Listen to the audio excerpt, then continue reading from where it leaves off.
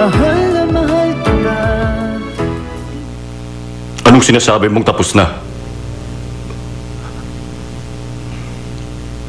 Hindi maayos ang gawa mo. Magkakaiba sila ng haba. At ganon din ang laki. Pasensya na.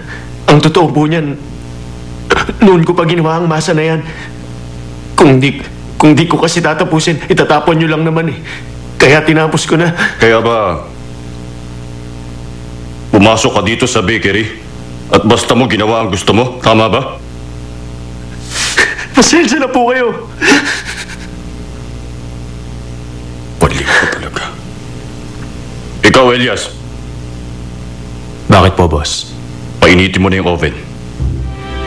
Yes, boss.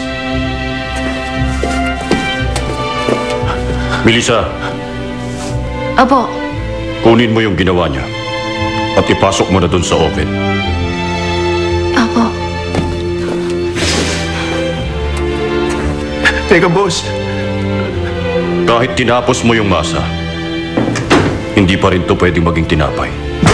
Oo, tama si boss. Para maging tinapay, marami pang dadaan ng proseso ang pagmamasa bago ito i-bake.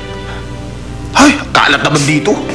Jimmy, ano bang ginagawa mo dyan? Linisin mo ito. Okay. Hoy, Taku, punasan mo yung uhog mo at ibaba mo yung bag mo, ha? Akin na nga yan. Ah, ang bigat naman ito.